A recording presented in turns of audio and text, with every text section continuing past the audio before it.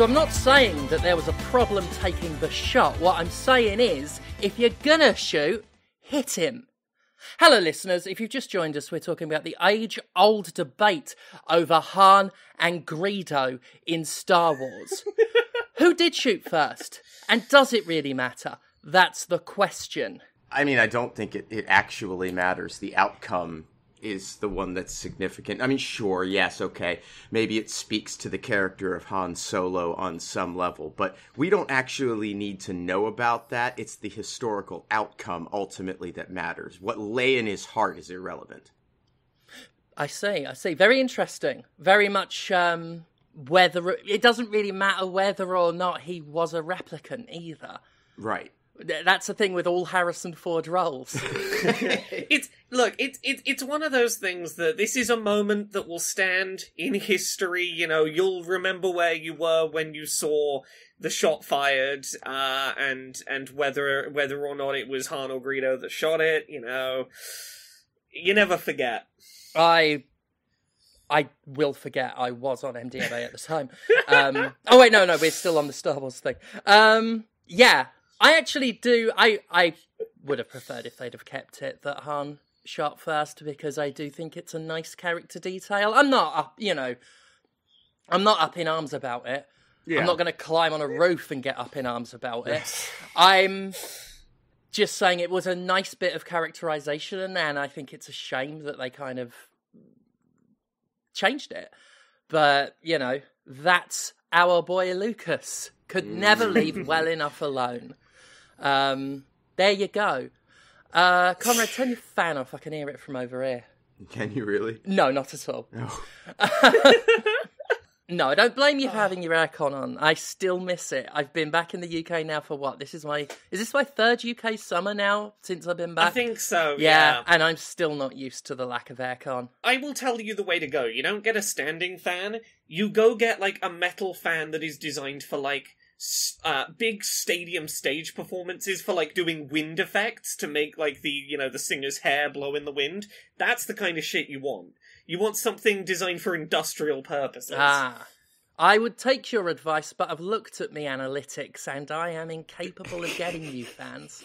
It has broken 100 degrees here though already. Yeah. Just be glad you're not here. Well, yeah, it is a benefit of living up north.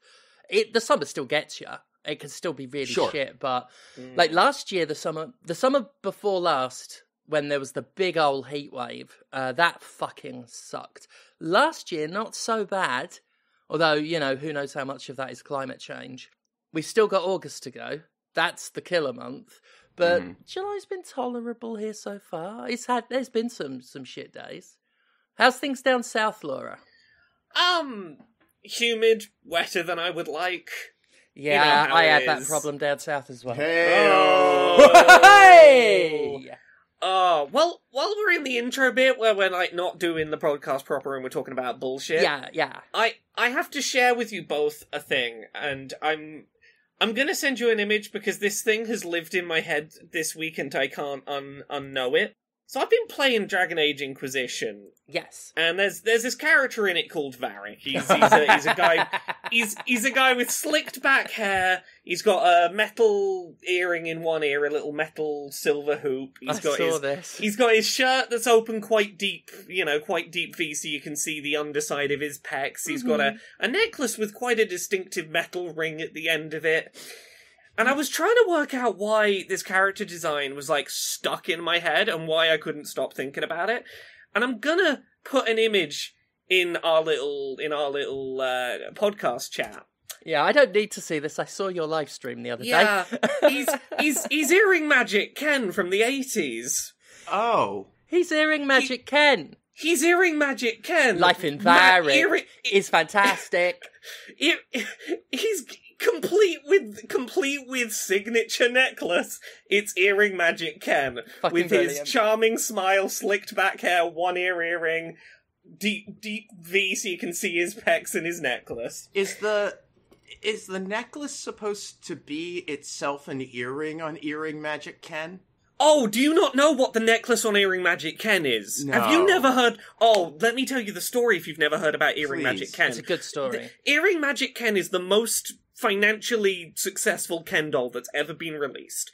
So in the 80s, Mattel is like, Ken has never sold as well as Barbie. Maybe it's because we don't have a good sense of, like, what the youth are into in terms of, like, trendy designs for male, for a male doll. Or maybe it's because you gendered your entire fucking product line.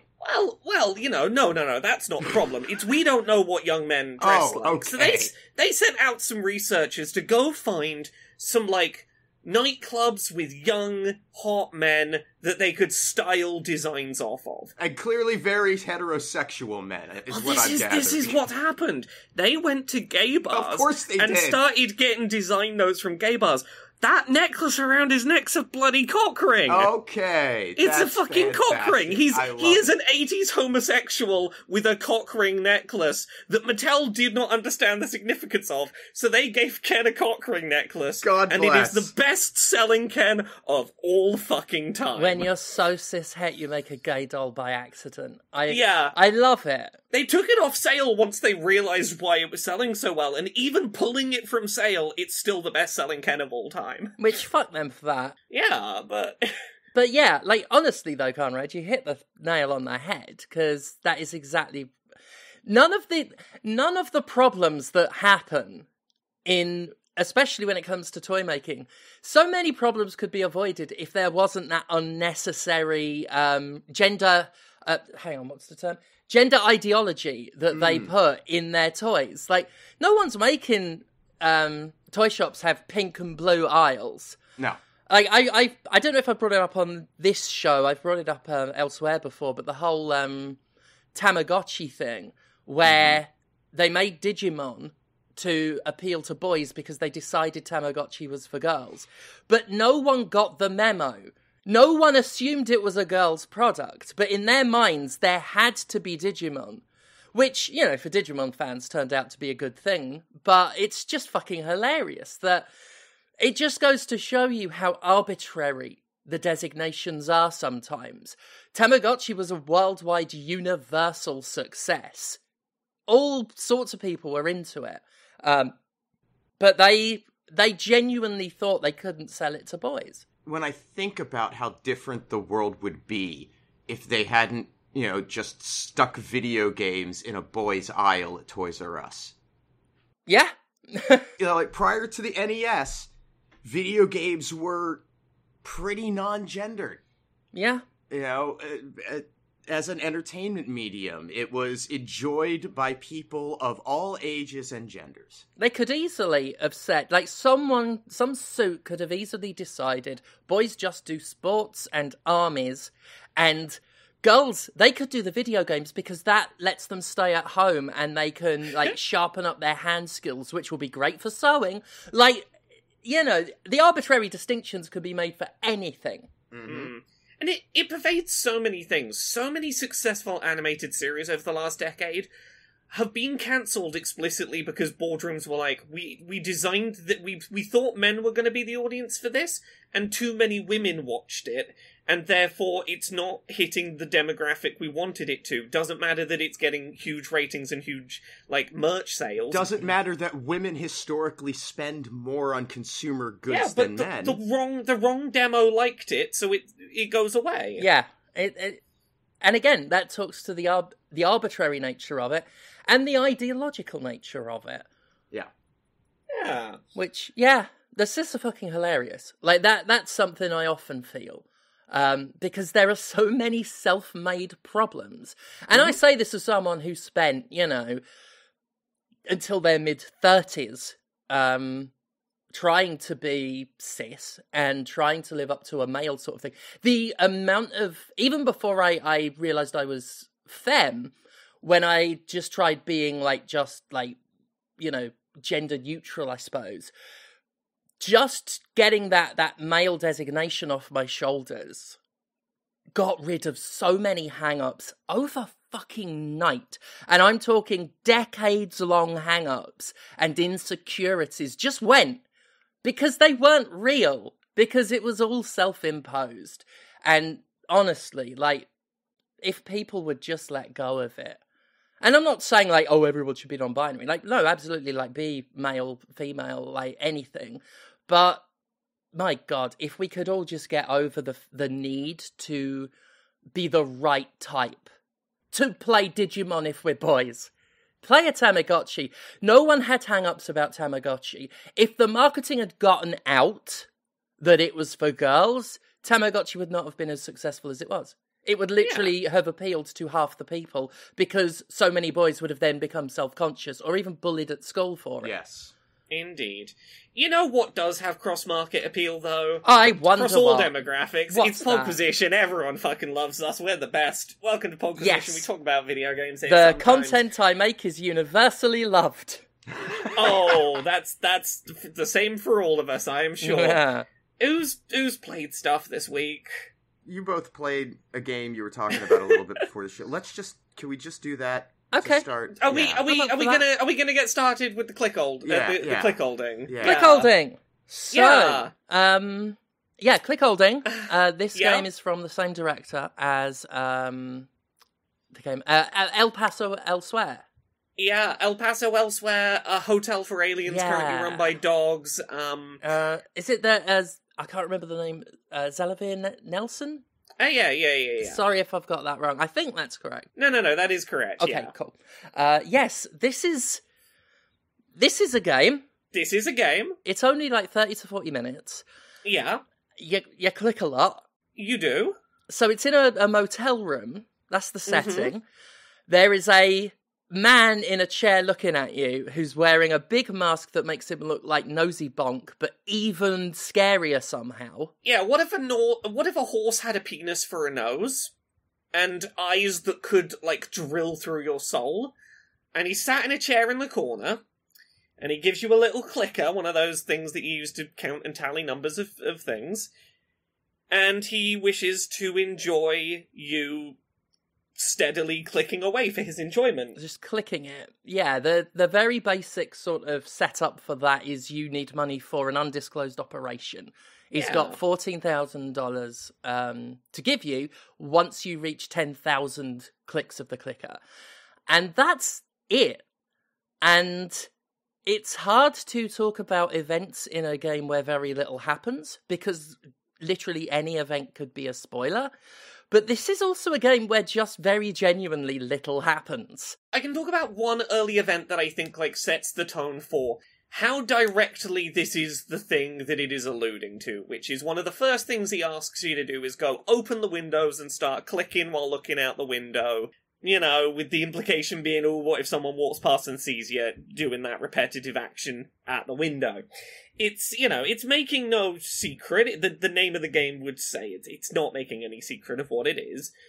But it is a game about the dynamic between someone with a lot of money and something they want done, and someone willing to do that thing for money. And the awkward tension existing in a room as that action is going on. Yeah, pretty much.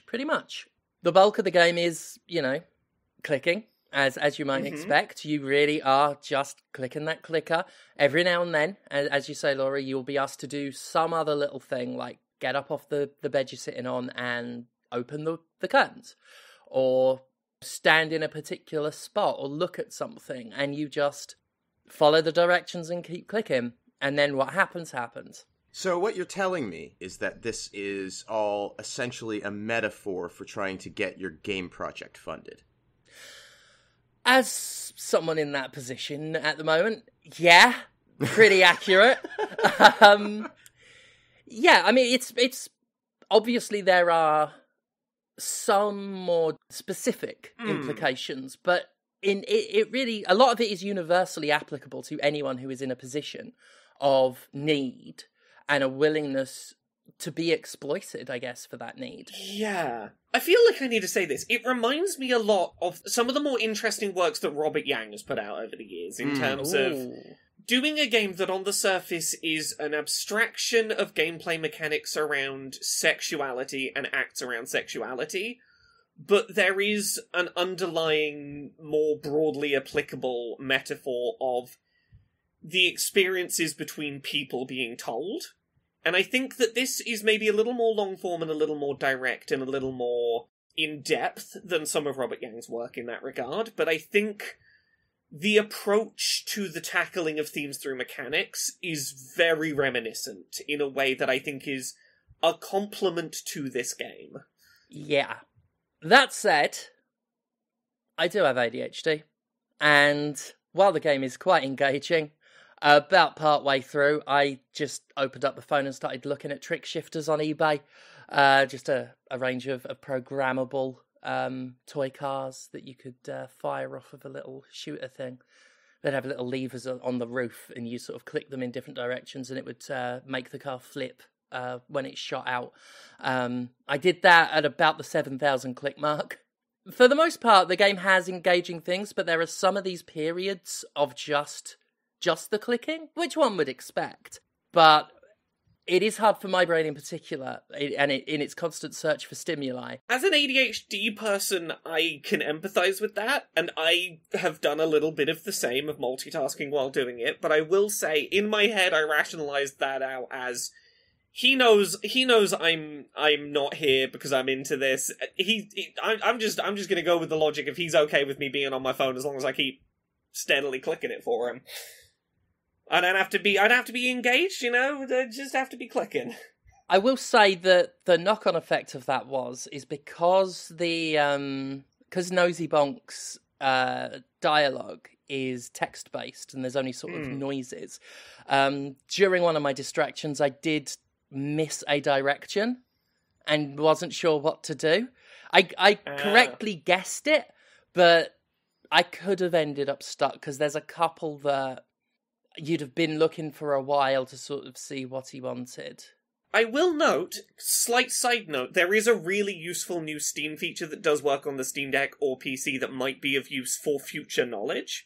You can set Steam, if you opt into the beta, to constantly be recording your last X amount of gameplay in the background and, deleting it so you have a rolling last, 30 minutes available that you can just like the PlayStation implementation. Yeah. You can set that up, which I have had moments, not with Clickolding, but I've had moments this week where I've gone, oh, I missed a line of dialogue. Oh, I can just scroll back in the rolling back recorded bit of footage on Steam, and it has saved me. And it's definitely useful on consoles. I've appreciated it now existing on Steam Deck and on Steam. But a slight diversion from Clickolding there. And I'm not... That's not a massive criticism of the game, and it's not an issue the majority of people playing it most likely will run into. It is an interesting game. Oh god, that is such a useless criticism. No, it is a game that I wish there were more games like, in that it is mechanically very simple, and you can tell someone had an idea. It reminds me of, the reason that a film like the first Saw film works.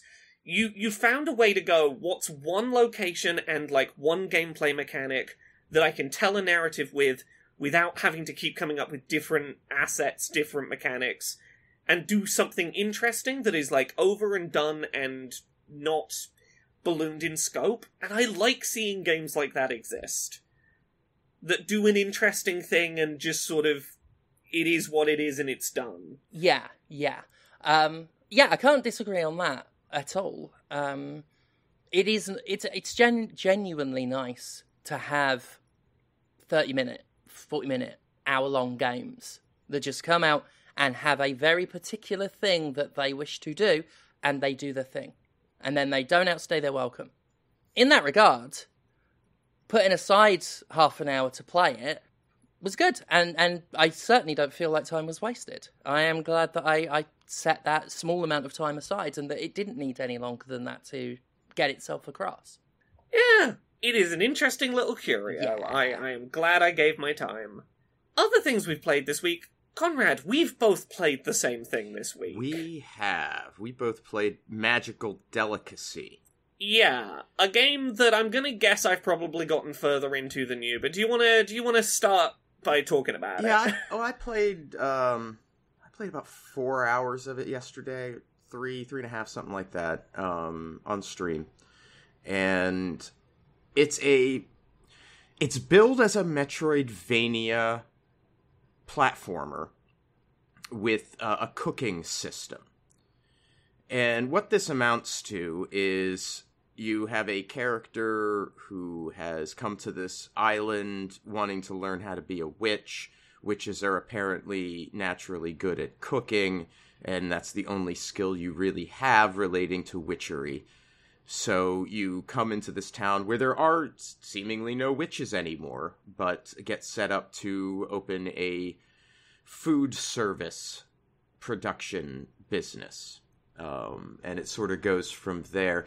And a lot of it is moving around the town, talking to people, getting orders for food that they want you to make, and then making the food either from a recipe or simply by meeting their requisites to sort of invent dishes. And there are a few things that, like, first of all, it's beautiful. It's beautifully animated.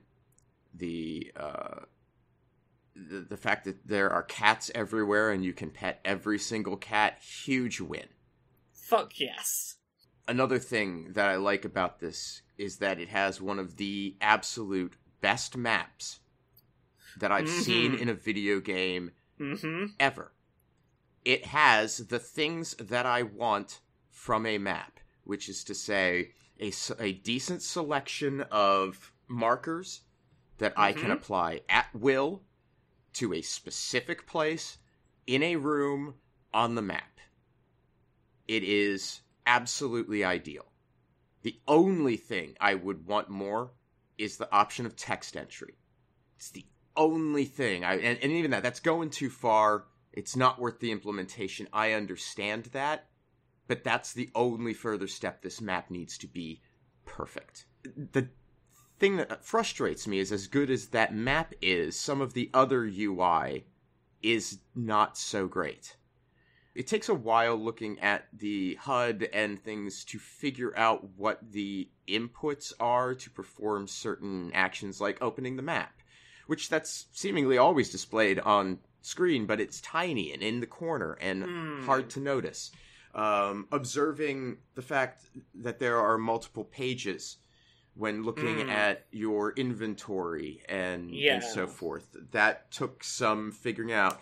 Moving objects in and out of tools and in and out of storage is, I feel like it could be managed better. And I feel bad because it's one of those situations where, you know, I was raised to believe don't raise a problem unless you can also bring a solution. But this is a problem.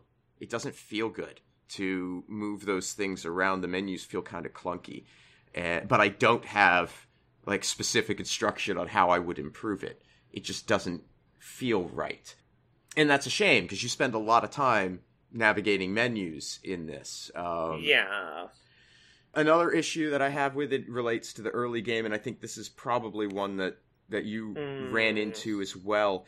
The opening section of the game provides you with a very, very limited area in which to explore. Until you receive your first, one or two little upgrade things that come very quickly, one after another, once you start to be able to get them. Yeah. But there are tasks you have to complete in the small area that you have that require resources, most of which you start with, some of which have to be acquired in the environment.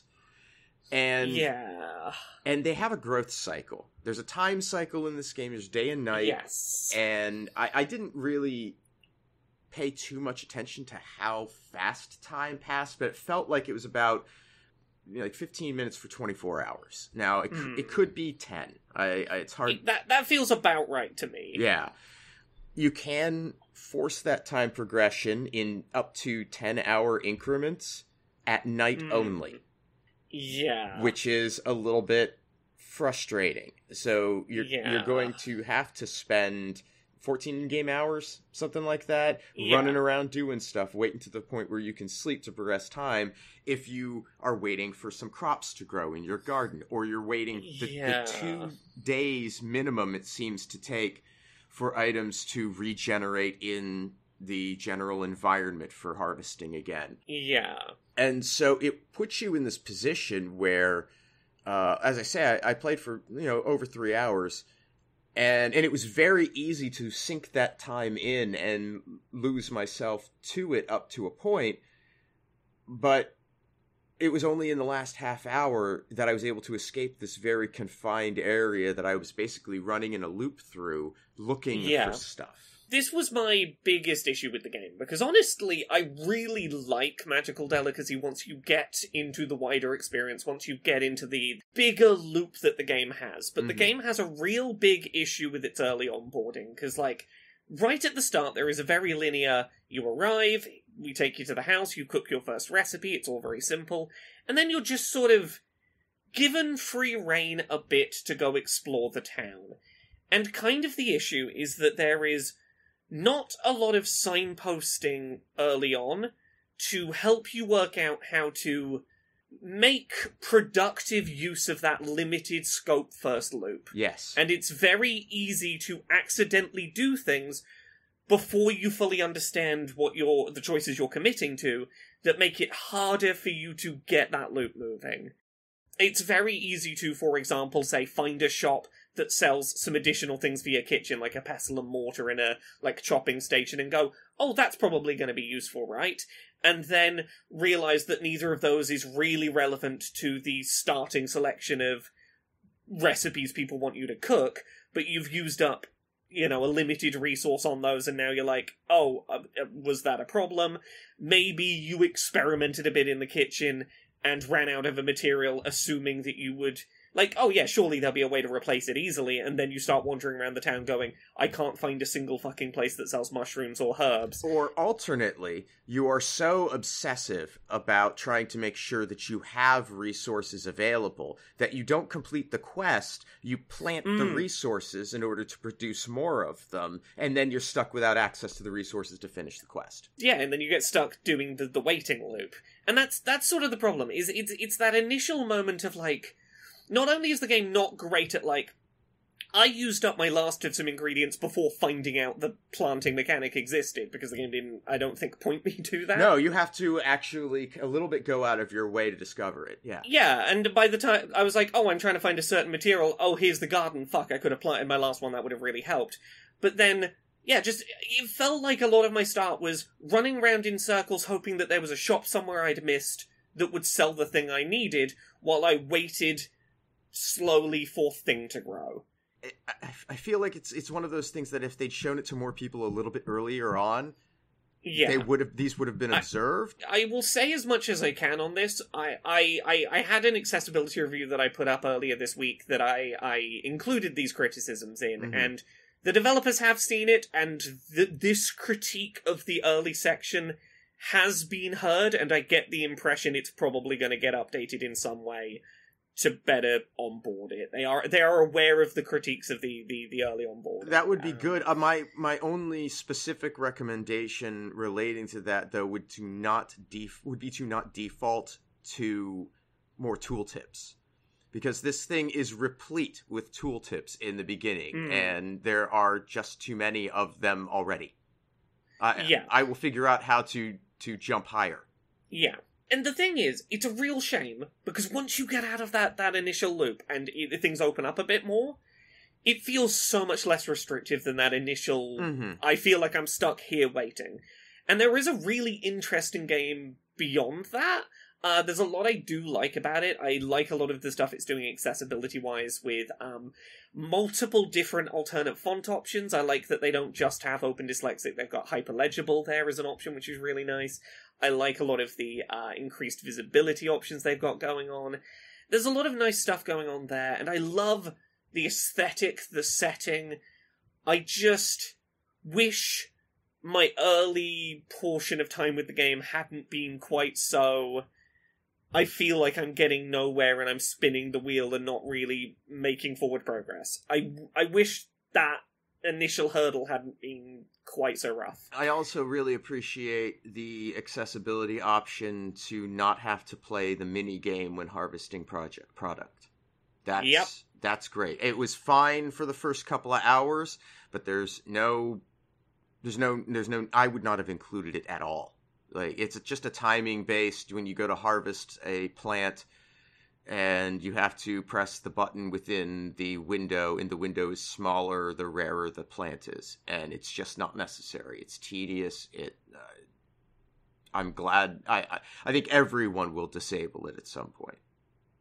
Because there's not even a reward for like doing it exceptionally well, which that would make a difference. Then, I would care and try, but I don't care, so I can just turn it off. Agreed. So yeah, Magical Delicacy, interesting game. Maybe don't be afraid to look at a walkthrough or something if there's one available in that early section, just to get your bearings. Yeah, rough edges, but interesting experience. Another thing about the visuals that I wanted to bring up is that the character height is very high. Like, they're tall characters for a platformer, which had led me to the impression that it wouldn't be much of a platformer, at least in terms of challenge. And I think that is largely the case, though I have encountered a couple of what appear to be optional sequences that do give you some challenge if you're interested in that. So that's cool. But I don't find the platforming to be particularly difficult or out of scope. It's light. Everything about the game feels breezy. It's just sort of encumbered by little problems. Yeah. Yeah. Other stuff I played this week, and I can get this one out of the way real quickly. I played the beta for Concord, which is PlayStation's first-party 5v5 hero shooter thing they've got coming to PlayStation and PC. I'll get, like, the easy stuff out the way on it. It's exactly what you expect a hero shooter to be. There's no, like, mechanic about this game that I can point to and go, this is the reason this is a unique hero shooter that stands out. The cutscenes that exist in it want to be the Guardians of the Galaxy films, but they just lack any of the charisma or, like, inter-party dynamics that make that kind of thing work. They're just very transparently trying to be the snarky Friends in Space squad, not very well. I do like a lot of the designs for the characters. I think they've done a good job of differentiating them. I like that the characters on the character select screen have their pronouns listed, and a thing I've not seen before in a thing like this, one of the characters' pronouns is listed as undecided. I thought that was kind of neat. Oh, that's good. Yeah, not seen a character where it's like, oh yeah, no, they're still working it out. They haven't made their mind up yet. They'll work it out. I mean, I've been there. Like, that's legit. Yeah, I thought that was like a nice little unexpected thing to spot. Mechanically, the only mode that really stood out as like, okay, this is kind of a twist on a thing I've seen before, was they've got a mode that's like 5v5, best 4 out of 7, capture the control point, but rather than your characters respawning, if you get killed once, you're out until the end of that very short round. So it is try and capture the control point, but measure the risk of any time you spend trying to capture that control point, you are risking your one opportunity to be alive helping control the control point going away. I was like, that's an interesting idea. It's a unique spin. I want to get into, like, the accessibility pros and cons, because this is the main reason I checked it out, and the main thing I was interested in. Biggest issue with this game, as it currently exists accessibility-wise, is subtitle timings. I don't think I've ever played a game with as poorly timed a set of subtitles as this game has for its cutscenes. I have recorded clips where a subtitle will appear more than 5 seconds after its counterpart's spoken line of dialogue has finished. Which, useless for me as someone who listens while reading subtitles at the same time to have 2 sources of input so I focus on the thing and can follow it. But it's also useless if you mute the audio and just read the subtitles, because there's speaker names, but you read the speaker name on the dialogue line and you look up at the screen and no one's mouth is moving. So I have no idea who that fucking character is. Those speaker names are completely useless, because there is no way for me to identify who they belong to. Positives, you can make the UI elements in this game fucking huge. I've never seen a multiplayer online shooter that lets you make, like, your mini-map and your, like, fucking recharge icons and shit as big as this game lets you make them, and that's really cool. I also really like that you can have customizable color outlines around, like, your team and the enemy team to make them easy to visually differentiate. You can make those outlines really fucking thick. And that's really nice for just, like, immediate cognitive accessibility and visibility. a bunch of shooter games that have finally started incorporating high contrast stuff into them in the last year or so, like Call of Duty, keep locking high contrast visibility visual modes into single player only. And it's really nice to see a game like this have as stark of a high contrast visual mode as this does, workable in its online multiplayer. So, there's a couple of things that I think it's doing really well accessibility-wise. My general takeaway is, you could replace this with any other hero shooter, and tell me it's one of the dozen hero shooters from the last 3 years that I didn't play, and I'd go, okay, yeah, that seems right. There's nothing it's doing that immediately makes me go, oh, this is Titanfall, it's the one with the mechs, or, it doesn't have an identity outside of this one's the knockoff Guardians of the Galaxy one. Didn't have a bad time with it, but didn't have a memorable time with it. So yeah, what about you both? Either of you played anything else this week? I've been playing DMC, the old Devil May Cry rebootant, the Ninja Theory take on the Devil May Cry series, which has a lot of baggage attached to it. I've been harassed for liking it in the past, really quite horribly. Not a patch on the harassment the developers received for it not being exactly like the Devil May Cry game. I said everyone would still be made, and I was right. And I said it'd be good and people would like it, and I was right about that as well, because Devil May Cry 5 is fucking great. I started replaying some of that as well recently, and God, it's sublime is Devil May Cry 5. DMC, still very, very good. I've been streaming it since I've been back streaming over at Twitch TV/Jim Sterling. Got as far as the last stream I did, got as far as the just the boss that everyone calls Bill O'Reilly, because he is exactly Bill O'Reilly, but as he's exactly Bill O'Reilly. DMC is fucking good. Solid, more accessible character action. But I really like how the weapons could be switched on the fly as opposed to going into a menu. Big fan of that. Obviously, I am still incredibly attracted to the that version of Dante and would very much like him to pork my beans. The level design, the environment design, the overall aesthetic, and the color saturation, all of that is gorgeous. Still fucking gorgeous. If there are Devil May Cry fans who still haven't played it due to philosophical differences, I would say give it a chance, because if there are some of you who aren't clinging on to decades-long enmities, I know some of you do, because some of you remind me of that. But if you can let go of that anger, you'll find a fucking good game. The levels are so good, the boss fights, even the ones that aren't the most mechanically interesting, like the boss fight against the Bill O'Reilly guy, which takes place inside their version of Fox News' Raptor News, and the boss fight takes place inside their graphical aesthetic. It takes place inside their art. It's the really clean, sterile, impacting, Fox News style, blue and white graphics. And you're fighting inside that with a big holographic, head of this news anchor.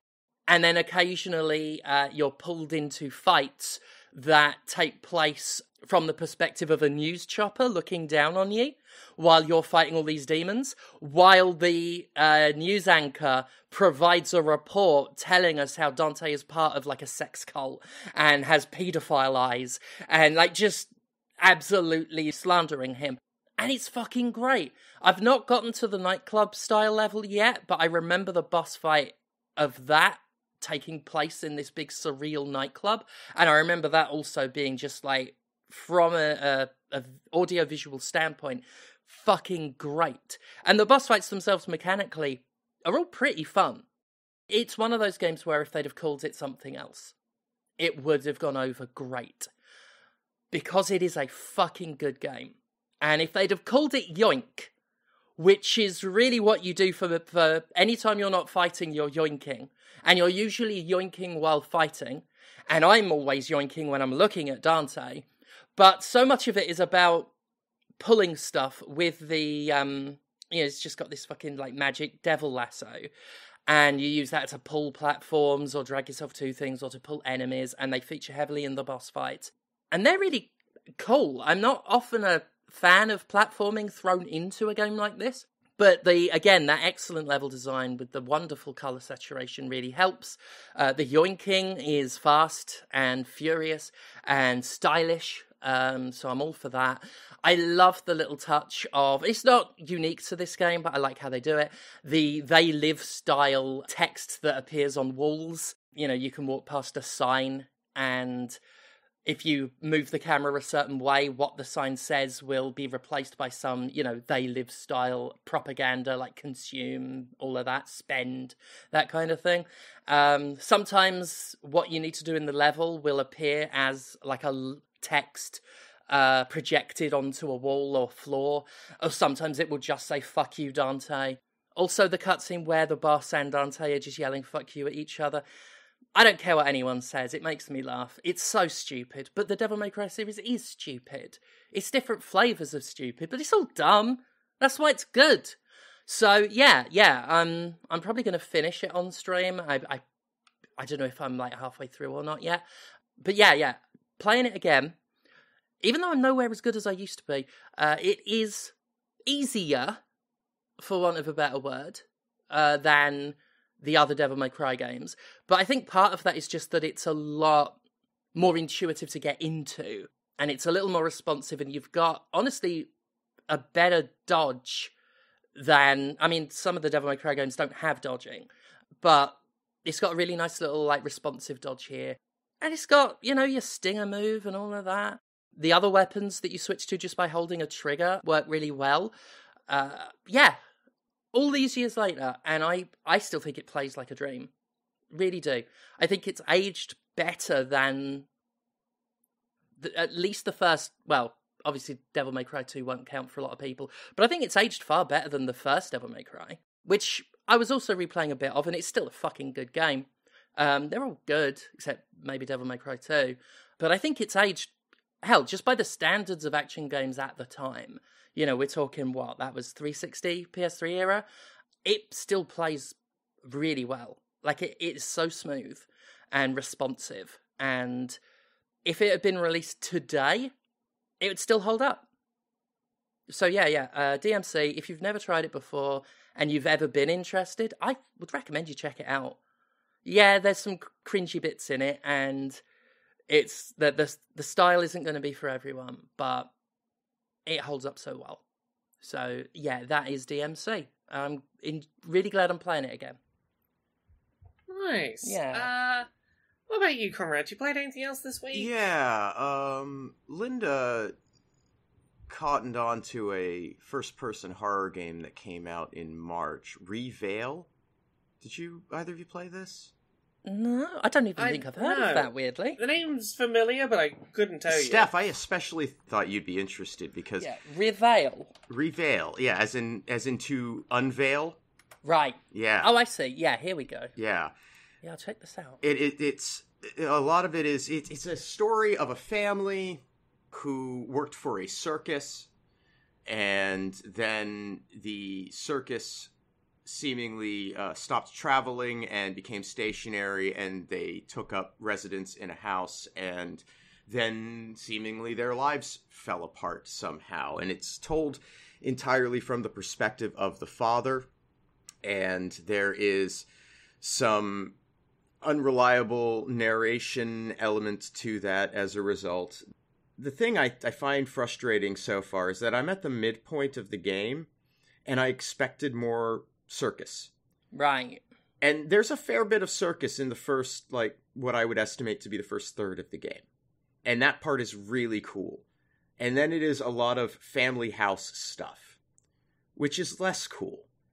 It's interesting, and they're doing some, time progression to tell the story, looping elements, that sort of thing. And it's intriguing, but it's kind of dull in comparison.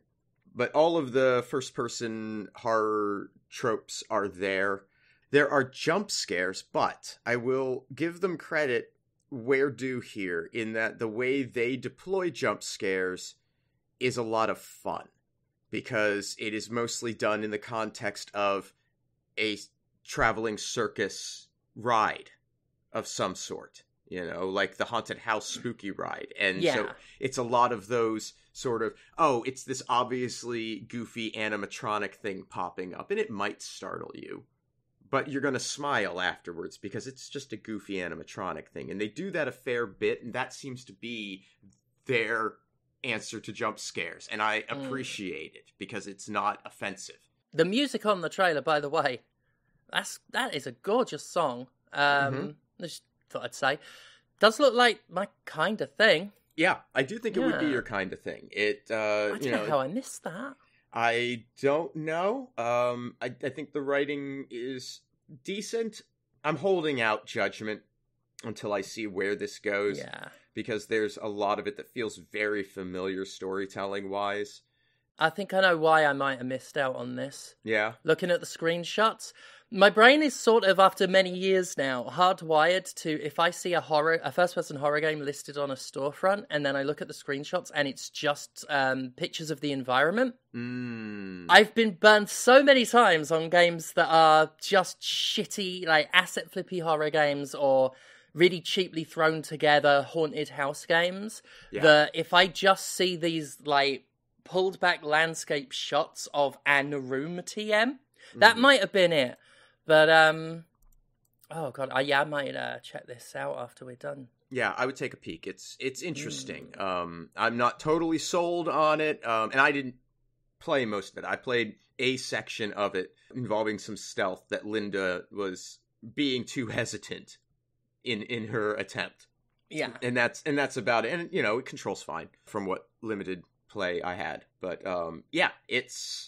it's interesting at the very least, and I will probably try to see where that goes. But I especially think you would like to check that out. Laura, did you have anything else? The only other thing I've got to quickly talk about is Bokura, which is that game I talked about a couple of weeks ago, the co-op game where you're sort of seeing different sides of things. So, when I talked about it last week, I said, hey, yeah, me and Jane played like 4.5 hours of this, and we're not sure how close to the end we are, but like, we got a little stuck, and we're just like, brains are a little taxed, we'll come back to this later. You were right at the end. That's not even the whole story. So yeah, we were right at the end, and I mean literally, if we were trying to work out how to get up one ledge, and if we'd gotten up that one ledge, we'd have seen the end of the game. But more than that, we went to reload our save to like continue, and our save failed to reload. Oh no! So we didn't know how close we'd gotten to the end of the game. But it's not the worst thing in the world for a game like this, because we took it as an excuse to start playing from scratch, but seeing the other side. Yeah.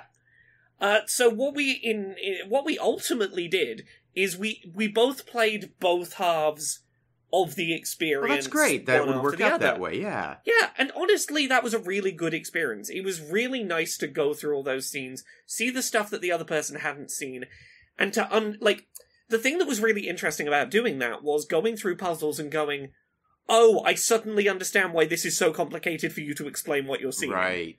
It's having those moments of, I know exactly what puzzle this is, and God, I know what you were trying to get at, and why it was so hard to find words I would get. So that was a really neat experience. We saw the end of the game. I have questions about how much the ending changes based on the 2 or 3 choices you make along the way. I can identify at least one thing that one of our choices clearly led to. My God, that game emotionally doesn't let up. The ending was not what I had anticipated. It was one of those, me and Jane both had to sit there and just go, that sure did. It's very sweet in ways. I think that its metaphor is pretty clear throughout. Like, having walked away from it, I think I was probably taking the right things away in terms of how to interpret why these children were seeing the world in such vastly different ways and what they were trying to work through and what it meant. For like maybe $5 for a pair of copies of it to play through, I very much recommend it. It is a Very, very interesting game mechanically and narratively. But you are correct, Conrad. Now, I've seen both sides. Whoever plays, like, the colourful animal side definitely has the more emotional whiplash journey of the two. Because, like, look, the side that is going through, like, the puzzle solving in the robot-filled world, that experience is, like, constant background level desperation and grey and nothing feels real, versus the back and forth between colourful, cute, horrific, colourful, horrific is definitely more jarring. Yes, I would agree. It's definitely the more jarring experience. But yeah, having finished it, I think it's real neat. I'm glad I checked it out, and honestly, I think that playing through it twice worked really well. But yeah, that's everything I've played. Have either of you played anything else you want to talk about? I have one other thing that I played. Linda and I went out this weekend to a birthday event for a friend of hers, and we went to a board game cafe and played a game that was really, really good and really interesting, and I will never probably get to play it again, but I want to talk about it. It's called Captain Sonar. The reason I will never get to play it again is that it requires 8 people to play it. And I am in my 40s, and that just doesn't happen anymore, being, in a group that large. You need a long table, and it has a screen that divides it down the middle for 2 teams of 4 to function on either side. And you are, each team, the crew of a submarine, operating in the same map, which is a collection of small islands. And each player has a different role on the crew. The captain determines where the ship moves and gives orders to use its various equipment like torpedoes and mines and sonar. The first mate determines every time the captain gives an order to move, they add power resources to one of those other pieces of equipment and lets the captain know when they're available for use. The engineer, every time an order is received from the captain, has to make an assessment on a series of systems that they have in front of them on a diagram, which basically disable some of the functions of the sub temporarily unless you can achieve certain combinations of movements to refresh them. So it's a maintenance situation that you have to make decisions based on the information, the orders received from the captain. And then the last person, their job is to listen to the captain on the opposing team. And based on their instructions that they give, try to determine where on the map the other sub is. So every time they give an order to move, you're trying to map out the route that they took and overlay it on top of the map to find valid routes that it could correspond to, and give that information to your captain so that they can make plans to fire torpedoes in that area or explode mines that they'd already left in that place. Here's the kicker. The game is played entirely in real time. So the captain gives an order, the first mate and the engineer complete their tasks, confirm back, the captain gives another order. There is no pause, there is no stop, it just goes. And there are points at which you will have to communicate information between the teams, the captains will do that, like when using sonar, and then that use of sonar will give information about where they might be located, but some of it's unreliable, and then the radio operator has to take that information in along with the route that they've been developing and use it to find. It's so stressful and intense and incredibly fun. Like, just so much fun to play. I cannot stress enough how much it matters just where people are seated in that arrangement on one side. Like, the ability to hear the other captain, who could very well be giving false information. Like, just now, just sitting here thinking about it, it occurred to me that from behind the screen, the captain could give a visual signal to their crew that the instruction that they just gave is not to be executed. I was just thinking that, like, have a hand sign for, mirror this right? Order. Mirror what I tell you here. Yeah, like, oh my god, it's really, really interesting, fun, strategic game where working as a team is absolutely essential, but you still also need to have people who are skilled in the roles that they're at, in the decisions that they're making to be effective. Just great game. Captain Sonar, if you ever have the opportunity to play this, I would strongly suggest it. It is fascinating. Just a really cool game. I will keep an eye out. That is a really interesting idea. It's something that, like, I'm glad I know a place that has it in the event that I ever have, like, a social event where people would be interested in playing board games, because I can't have that in my house. It's a waste of money. I will never play it here. Yeah, but if you can walk to a place and play it... Yes, exactly. Yeah. Yep.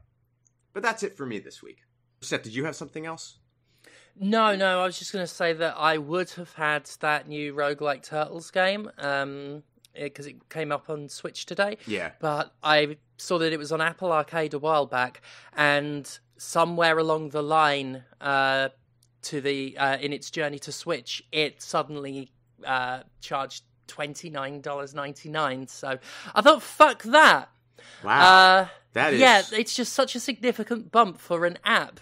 Yeah. I mean, I know that Apple Arcade was trying to, like, push full-fledged experiences on their platform.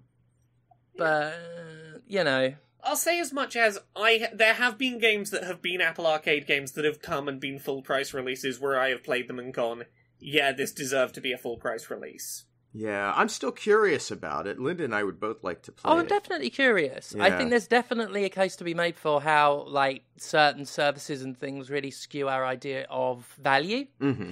And, you know, it might honestly be the blame of the amount of games that have devalued mobile as a platform. Well, I mean, to be honest, when I first heard about it, I got excited, and then I saw that it had been on mobile. I hadn't made the Apple Arcade connection yet in my head. I just saw mobile, and I was like, oh, great. It's just, It's going to be, you know, some absolutely horrific, formerly free-to-play transition again. Yeah. And honestly, a lot of Apple Arcade games are former free-to-play things. So it can often... It will tarnish its rep in my eyes. I mean, I just came off the back of Star Wars Hunters, which was a Switch and iOS release, and that fucking sucked. Honestly, that's the opposite of the experience I've had with Apple Arcade stuff coming to other platforms, is generally speaking the stuff I've gone... oh, this was an Apple Arcade thing and now it's come to consoles. I've found has been stuff that, like, feels like it would have been a single purchase, doesn't feel microtransaction-y anyway. I mean, maybe I've just gotten lucky, but, like, I've played a lot of stuff, like, I'm currently excited for What the Golf, where I'm like, yeah, there's nothing in here that feels mobile game pricing structure-y about it. Well, and even, like, pricing structure aside, form factor is an issue for me. And I know that it actually doesn't really make a difference anymore, but there's something for me about the idea that this product was made for a platform that I don't like playing games on. You know, I don't like playing games on my phone. It's not an interface or form factor that I find conducive to enjoying most games. And particularly one like this. I'm like that with some of them. And yes, this is one of those types of games where I would like, no, I don't want to play this on phone. But there is for me, and it may very well be a problem that I should correct on my end. That it is hard to look at a game that was part of Apple Arcade, so that was on phones and part of a service, and I could, just download and play it. It is hard to then see it for $30 elsewhere. It just creates a mental hurdle, and I know that there's been talk about Game Pass doing that with games, and Steam sales devaluing games, so there's definitely something to think about there. But yeah, it did take my sort of, I reckon I'll definitely pick that up to, now I don't know. That is interesting to hear. Yeah. So with that out of the way, talking about game subscription services, funnily enough, oh god, news that we all kind of knew would happen eventually, but I didn't expect to be this soon. Game Pass is getting some pretty big changes. Yeah, the masks right off. Yeah, specifically some pretty big changes with regards to the available day one on Game Pass promise of Game Pass, alongside the price stuff of it. So, here's the gist. If you're someone who just owns an Xbox and you want Game Pass on your console, that is, still available right now, as a service, Game Pass for console. If you buy it and stack it up for the next year, you can have it at its current price. But you will soon need to move to something called Xbox Game Pass Standard, which is going to be launching in September. It's going to be $15 a month, and will give you access to Xbox's back catalogue, but not first-party and other releases on day one. Now, when they say back catalogue, they have not yet made it clear how long you're going to have to wait from launch day. Like, let's say, the new Xbox exclusive comes out. Is it going to be 6 months later that you can have it on Game Pass? Is it going to be a year later it's on Game Pass? We don't know. I have a feeling, whatever it is, that also will just get worse with time. For now, there is still versions of Game Pass that will get you games day one. This is the real Tears of the Kingdom, by the way, is all these fucking services. Tears of the Findom. Yeah. So, Game Pass Ultimate, which is the one that gets you PC and console, is going to rise in price from $12.99 to $14.99 or $16.99 to $19.99. That'll still let you get games day one on Game Pass, and the cloud streaming stuff. And Game Pass for PC will still get day one games, but its price is going up from $7.99 to $9.99, or in dollars, $9.99 to $11.99. All the versions of Game Pass are going up in price a bit, and the console one is losing day one games. Thank fuck for piracy. Like, honestly, I reckon they can get bent on this. It's fucking... Like, the multiple tier shit everywhere. Like, this is coming off the back of Apex Legends doing it as well. And just, going back to fucking the different deluxe editions of games. Your gold edition, your fucking ultimate edition, all these fucking confusopoly bullshit, multiple strands of things to try and confuse people into not knowing exactly what they're buying. I am sick of the fact that we need fucking fact sheets and infographics to explain the purchase of a simple fucking product now. And just the raising of prices and the devaluing at the same time as well. Like, just to really fucking rub it in. It's unconscionable. They could get bent. I'm really fucking angry about it. I'm doubly angry about the fact that I can't make this Monday's video because of those cunts that stole my videos for AI training. So I'll have to wait on this for like, my Monday video, but fucking hell, I am genuinely goddamn angry at this constant, it's not just even in games, the constant push for subscriptions in everything, and then once that's established, like, decaying that too. That's the enshittification model. You capture users, and then you take away the features and increase the price. And then it's all of these. It is not everything. New. Yeah. But as with fucking everything these days, the acceleration on it, the immediacy, the speed with, like Laura said, like the speed with which this has happened. The extremity of it as well. It's that constant need for growth.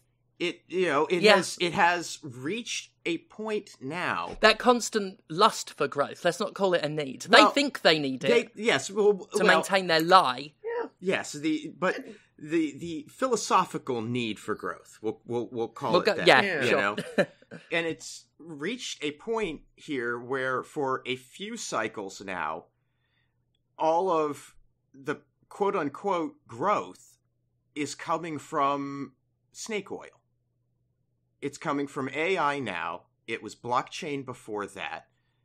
All of these things, they're running out of shit. There are no new worlds to conquer. NFTs was the biggest indicator of that. Yes. We ran out of shit to sell you. Now we're going to sell you literally nothing. We're going to double down on art that already exists. Half of which, more than half of which we will just steal. Mm-hmm. They're fucking cannibalizing or consuming, because let's face it, it's only cannibalism if you were responsible for the work in the fucking first place.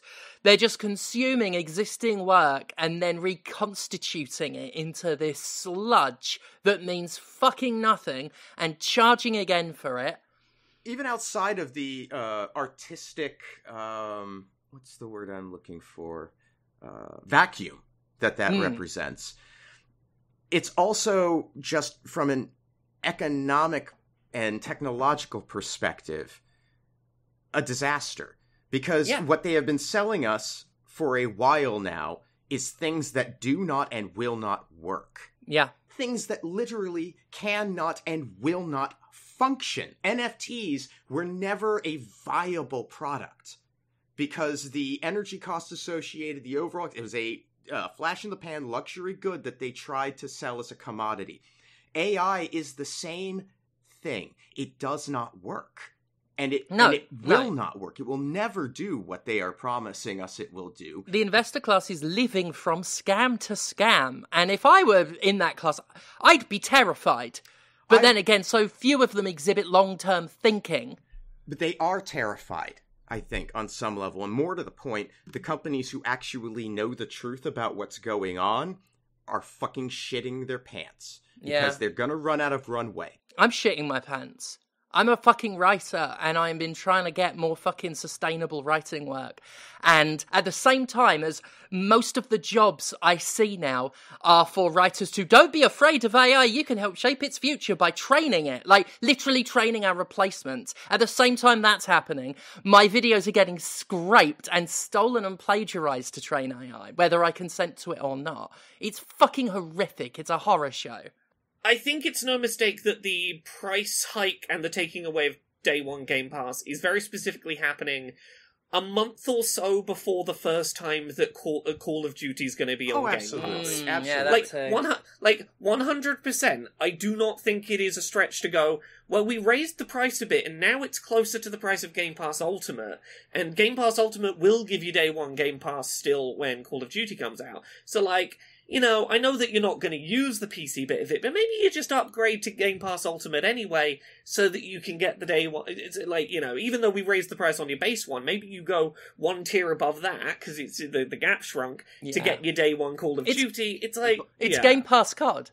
It's not Game Pass Ultimate, it's Game Pass COD. Yeah. You're absolutely right, Laura. And it's leverage of a thing that they said...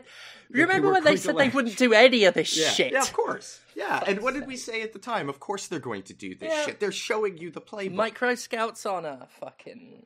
But we've been watching this sort of trend transpire for years now. And we are going to see it accelerate now, I think. I think it is going to continue to ramp up.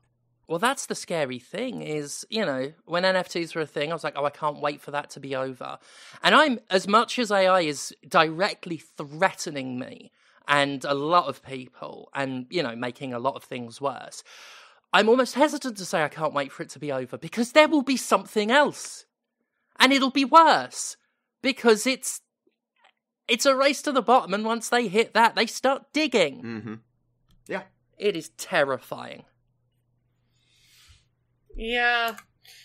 On other Microsoft-related news, there's been some not great PR for Microsoft that's happened this week. An executive at Microsoft emailed a bunch of staff to basically let them know that Microsoft was going to be shutting down a major internal group focused on promoting diversity, equity, and inclusion within the company. Oh yeah, that's not good. Not ideal. No. Now, a quote from the original email that Business Insider managed to get their hands on talked about that the team is being eliminated due to changing business needs. And disgusting. We can't profit off of this. I want to find the exact bit of the quote, but the bit of the quote that was doing the rounds, basically paraphrased to, it's not a core part of the business growth right now. Diversity and inclusion. And understandably this has pissed off some people within Microsoft who've gone, that's a little bit shitty. There has been some protesting going on around this within Microsoft. I think it was something along the lines, like, I think it was even worse than that, how they phrased it. Like, something like it's no longer a critical part, or something like, basically, the translation is, we're not directly profiting off being inclusive, so we're gonna fucking not bother. That's more or less the message. Yeah, that's what I was saying, is like, to paraphrase the original quote, which for some reason I've misplaced, was essentially, it's not an important part of the business anymore. And now I'm going to read from, like, the person at Microsoft who was leading the protests against this, because I think he sums up really, really well the problem that's going on. Unofficially, in my opinion, not specific to Microsoft alone, but Project 2025 looms and true systems change work associated with DEI programs everywhere are no longer considered business critical or smart as they were in 2020. Hence the purposeful and strategic 3 to 5 year shelf life of many companies' inclusion commitments post the murder of George Floyd and now being re-evaluated. Fucking sick. The way I see it, the timing was impeccable so businesses everywhere could re-evaluate the path forward should their US federal contracts be at risk if this work continues on its face. And honestly, that sounds pretty fucking on the nose. Yeah. Black Lives Matter triggered a whole bunch of companies to go, let's get diversity and inclusion and equity people in, and now it looks like the United States might take another scary hard swing to the right. Maybe we shut down the diversity teams to not draw attention if a certain someone gets back into power. It's an expansion of rainbow capitalism, like that phenomena of the very first day of July, all of the rainbow avatars on corporate social media accounts disappear. It's that writ large and even more fucked up. Well, this is, particularly from Microsoft's point of view, I think, an act of self-preservation. They are currently engaged in a lot of antitrust stuff going on at the DOJ. And I think that they are right that if Donald Trump resumes being president of the United States, that having a DEI focus within your business is going to make you a target. I don't think they're right to do this. Is the wrong decision. I personally, and I hate to make this comparison because there's a certain amount of baggage that comes along with it, but I think that from a business's perspective, you should view the necessity for DEI to be no different from the necessity for public relations. It doesn't make you money either, but you need it. Yeah. But, yeah. I mean, no, you know what? I don't even have words. Don't even have fucking words at this point. Yeah. Like, I understand why they made this decision. It's a terrible decision to make. But I do get it, because if things do go that way here, their lives will be hell. Yeah, well, I will lose my temper again. Mm-hmm. No, I understand and am fucking frustrated. So I'm glad that there is protesting going on within Microsoft, and I hope that it gets them to do some variety of U-turn. Never forget it. Like, don't forget this. Yeah. As, like, next year they'll have their little rainbow avatars. They'll have their little fucking, we've got a pride flag in a game. Like, don't forget this shit right now. Yeah. Yeah, they're cowards. That's at best they are cowards. Yes. And then all the way down the line, you've got opportunist, you've got exploiter, you've got all sorts. Coward is the best version of events. That's the best read on what they've done. Yep. Is spinelessness, and it's worse from there. Yeah. Well, I've got one other story that's not quite so heavy. It's not like, a positive story, but it's at least not as hard a place to end up today. You know how frequently companies will get in trouble for not properly crediting people who worked on games? Mm-hmm. We got another story of that. Of course we do. Nintendo, apparently, pretty shit at properly crediting outside translators that have been contracted to work on some of their biggest games, from Mario Maker to Tears of the Kingdom, Animal Crossing, Super Mario RPG. A bunch of people who work for an external translation agency have basically said, we are pretty reliably left out of credits for games. We just... not only that, we're made to sign a 10-year-long non-disclosure agreement, Jesus. Meaning we can't point out the fact we've been not credited by Nintendo, because we're in a 10-year NDA. Fucking hell. Yeah. That tracks so much for Nintendo. They very much have, like, everything we've heard about their work culture, very much has this. If you're any sort of outsider, if you're not part of the full-time roster, you are less than shit to us. The thing with Nintendo as well is that increasingly this past couple of years, Nintendo hasn't wanted you to think of their games as being made by people or specific teams. They want you to think of them as developed by Nintendo. And one of the biggest ways this has been visible is Nintendo has stopped announcing which team is making games. A lot of their games, you don't know what development team made the game until the game comes out, or until someone data mines a demo or some shit. Yeah. They've stopped announcing teams, because they don't want you to think of this company made the game, they want you to think Nintendo made it. I talked about this 4 years ago. This is literally what I said companies are doing. They want you to think brand-made game, not people. Yeah. Brand-made game. They want you to think of developers as logos, not as directors and artists, coders, all of that stuff. They want you to think that they're Disney. Yeah. Yeah, but at least with, like, say, Ubisoft will be like, oh yeah, Ubisoft Montreal made it, or within Sony you'll get, like, a Naughty Dog made it. Nintendo seems to be, I would say, the worst right now of wanting you to think publisher name and not even team name, let alone, like, getting to this conversation of knowing the names of the translators that worked on it and having them properly accredited. I think, honestly, Conrad, Disney is the right comparison. They want you to think of the Monolith publishing name. Yeah. As far as I'm concerned, that's stealing credit. Like, that's not just non-credit. That's stealing credit. And, look, we all know the industry has a problem with this. Like, there is a lot of job roles that the industry does not consider credit-worthy for people who've worked on games. I don't know how much I can say, but I could point out, like, half a dozen job roles that... without which games wouldn't happen, but are not considered creditable job roles on games. This is just like an industry issue, but yeah, it really fucking sucks that you've got people who, in this case, are not only not credited, but are NDA'd for a decade into not being able to go on their own website and go, I worked on this. Which, considering job history is part of getting more work, that is so fucked up. If I couldn't say some of the stuff I've worked on, literally a game I'm working on right now gave me the job because of my work on Vampire Survivors.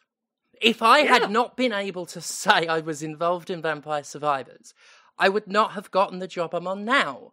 And if I can't then talk about the future work I got, I won't look like I've done anything. Like, you can't do that. You can't stop someone for 10 years saying they worked on a game when saying what games you've worked on is what gets you games to work. I'm getting annoyed again. No, I'm so annoyed. It's understandable. It's understandable as someone who is still in that process of I've worked on shit that I can't talk about until at some point in the nebulous future. You know, even that much waiting to be able to say you worked on a thing to be able to use it to get other work is frustrating. Yeah. To not be able to, like, even once the game is out, not say you worked on it is... That's it. Like, I understand, like, NDAs up to the game's release. You know, there's a reason I said the next job I had, because I can't talk about it yet, because the game's not been announced. That's understandable. it is making some job hunting hard, where I'm like, yeah, as far as my portfolio goes, most of what I've done is under NDA. So here's some jokes I made about milk in Vampire Survivors. It is hard, but at least once the game's out, I'll be able to say, I did that, you know? Yeah. Same with you, Laura.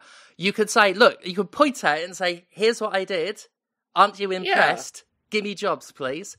Exactly. You know that when I eventually get to announce that I've been butt consultant on Kojima's next game, I'll be able to point to myself in the credits of that and go, I consulted on the butts, get me to consult on your butts. Congratulations on that gig, by the way. It was nice to finally see him go to the master. Yeah, you know, like, I mean, we should probably edit this bit out. I don't know if we're allowed to announce it yet, but like, I'm sure it'll be fine. Old Kojima, I don't think he'll mind. He doesn't listen to this. He's listening today. He's listening. He's listening out for me, spoiling his secrets. Yeah, I think we're done. Yeah, we are. Again, sorry everyone that I got het up today. I realised I was doing a lot of just rar.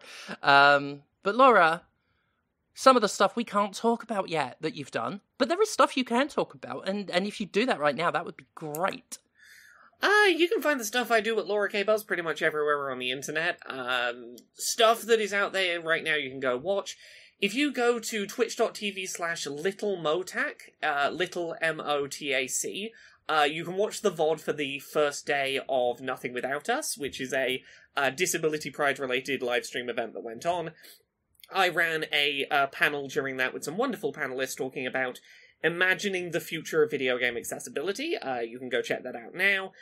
This upcoming Saturday on that same Twitch channel, twitch.tv/little MOTAC, you will be able to see me doing a solo talk talking about a very, very, very brief history of video game accessibility wedged down into 20 minutes.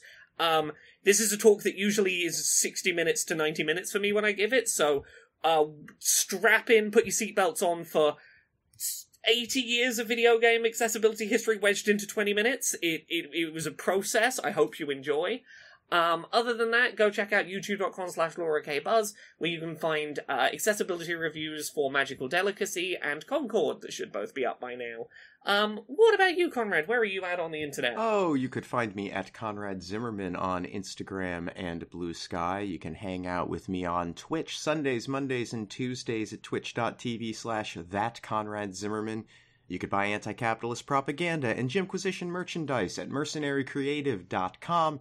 And everything that I do online gets supported through Patreon at patreon.com/fistshark. And you know who else has a Patreon? Stephanie Sterling. Indeed. Hello, everyone. It is me.